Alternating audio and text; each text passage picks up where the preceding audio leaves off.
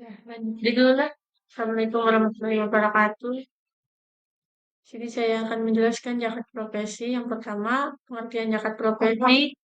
Zakat profesi merupakan kewajiban memberikan sebagian pendapat dari pekerjaan kepada yang berhak. Zakat ini dihitung berdasarkan gaji dan pendapatan bersih yang diperoleh setelah dipotong dengan kebutuhan pokok dan hutang piutang. Persyaratan zakat profesi ada tiga. Pertama, nisab. Nisab zakat profesi adalah batas atas harta yang harus dimiliki agar subjek wajib zakat untuk zakat profesi. Nisabnya setara dengan nilai 85 gram emas. Yang kedua, potensi penghasilan. Zakat profesi hanya diwajibkan jika penghasilan mencapai atau melebihi nisab dalam 1 tahun. Kelayakan mujaki, zakat profesi diberikan kepada orang yang memenuhi syarat menerima zakat mujaki, termasuk fakir miskin, mualaf, dan lainnya. Selanjutnya, sejarah zakat profesi. Tidak munculnya berbagai jenis pekerjaan atau jasa yang disebut dengan profesi pada masa Nabi dan imam-imam mustahid masa lalu menjadikan zakat profesi tidak begitu dikenal dalam sunnah atau kitab-kitab fikih klasik, dan adalah wajar apabila sekarang terjadi kontroversi dan perbedaan pendapat para ulama sekitar zakat profesi ini. Ada ulama yang mewajibkannya, ada pula ulama yang apriori tidak mewajibkannya. Zakat profesi adalah masalah baru, tidak pernah ada dalam sepanjang sejarah Islam. Sejak masa Rasulullah hingga tahun 60-an akhir pada abad ke-20 yang lalu. Ketika mulai muncul gagasan zakat profesi ini, gagasan zakat profesi adalah Syekh Yusuf Qadarlawi dalam kitabnya Fikih Ajafa.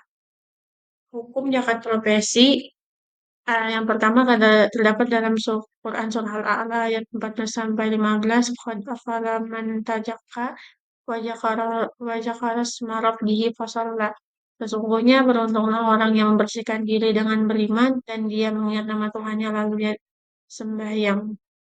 Yang kedua, ya ayyuhalladzina amanu inna kasyiran manal auba warihwani ubani liyaquluna amwala nasi biyata wa yusaddaquna an sabilillah wajaqina wa yaqburuna zahaba wal fiddal wa la tunfiqannaha fi sabilillahi fabashshirhum bi'azabi alaihim yawma yahma 'alaiha fi nari jahannam faqtuwa biha zibahuhum wa junubuhum wa yutahhirihum hadza ma kanaztum la tuhsikum fadruha wa ma kuntum taknizun. Yang artinya, hai orang-orang yang beriman, sesungguhnya sebagian besar dari orang-orang alim Yahudi dan rahib-rahib Nasrani benar-benar memakan harta orang dengan jalan hatil atau mereka menghalang-halangi manusia dari jalan Allah. Dan orang-orang yang menyimpan emas dan perak tidak menafkahinya pada jalan Allah, maka beritahukanlah kepada mereka bahwa mereka akan mendapat siksa yang pedih pada hari dipanaskannya emas perak itu dalam neraka jahanam, lalu dibakar dengan dahi mereka lambung punggung mereka.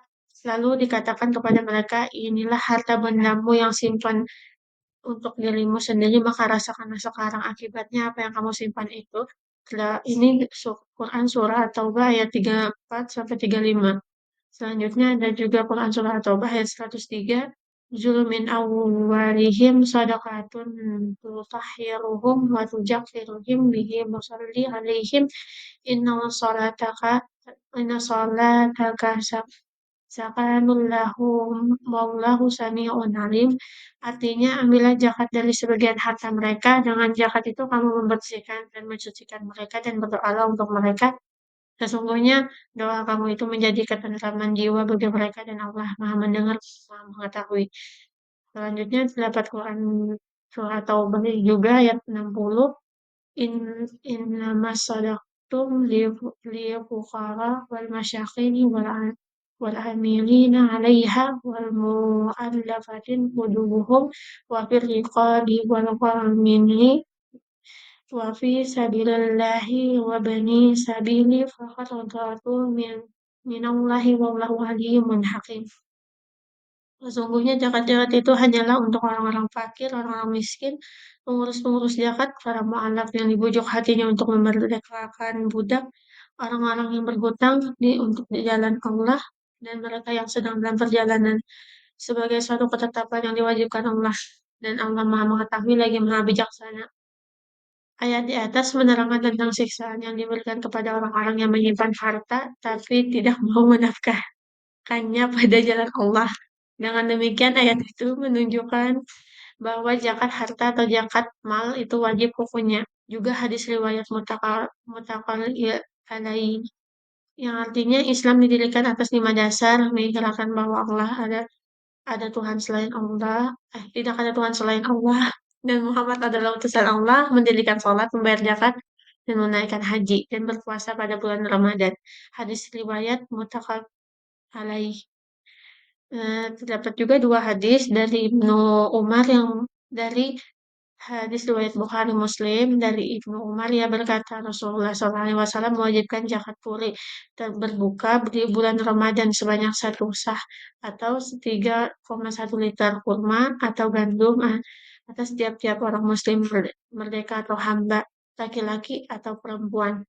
Dalam hadis Bukhari disebutkan mereka membayar fitrah itu sehari atau 2 hari sebelum hari raya.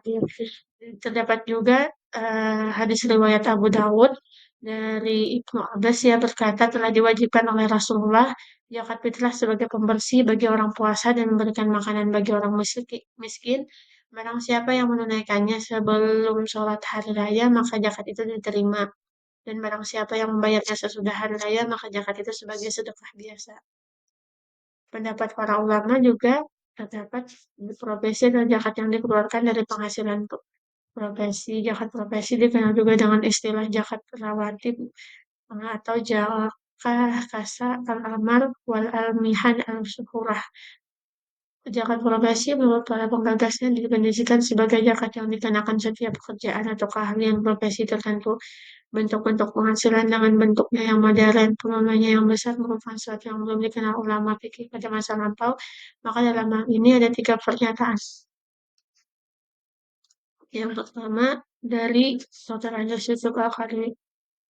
Menurut Yusuf Al-Qarni, landasan zakat profesi adalah perbuatan sahabat yang mengeluarkan zakat untuk al-amal al-mustaqabat, harta perolehan, adalah setiap harta baru yang diperolehi orang muslim melalui salah satu cara kepemilikan yang bersyariat pada waris, hibah, upah pekerjaan, dan misalnya Yusuf Al-Qarni mengambil pendapat sebagian sahabat yang mengeluarkan zakat dari pada saat menerima tanpa mensyaratkan haul, dimilikinya selama 1 tahun kamariah, bahkan pada Ruhawi melemahkan hadis yang mewajibkan haul bagi harta zakat.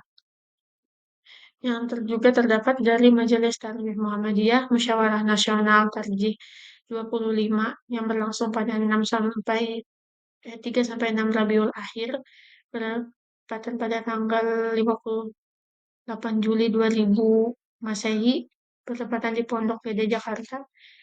Lembaga ini pada intinya berpendapat bahwa zakat profesi hukumnya wajib, sedangkan nisahnya setara dengan 85 gram emas 24 karat, adapun kadarnya sebesar 2,5%. Terdapat juga dari Majelis Ulama Indonesia memandang bahwa setiap pendapatan wajib dikeluarkan zakatnya seperti gaji, honorarium, upah, jasa, dan lainnya diperoleh dengan cara halal, baik pendapatan itu bersifat rutin seperti menjabat negara maupun yang lainnya. Serta pendapat yang sejenisnya diperoleh dari pekerjaan bebas lainnya bila syarat terpenuhi yaitu telah mencapai hisab dalam 1 tahun, yakni senilai 85 gram, maka zakat wajib dikeluarkan.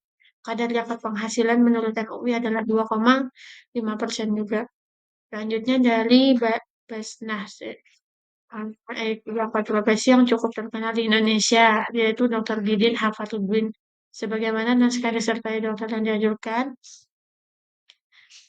beliau mendefinisikan profesi adalah setiap keahlian atau pekerjaan apapun yang halal baik yang dilakukan sendiri maupun terkait dengan pihak lain, memberikan mekanisme pengambilan hukum zakat profesi dengan menggali pada tes Al-Quran dan menggunakan metode kias. Serta yang terakhir, hasil keputusan musyawarah alim ulama Nahdlatul Ulama tentang masalah Wakiyah Abdullah Muamalat di Asrama Haji Pondok Gede Jakarta menetapkan bahwa zakat profesi hukumnya wajib apabila memenuhi 2 syarat, yaitu nisab dan niat tijarah. Demikian halnya Muhammadiyah juga bahwa menetapkan zakat profesi hukumnya wajib. Demikian presentasi dari saya. Terima kasih. Wassalamualaikum warahmatullahi wabarakatuh.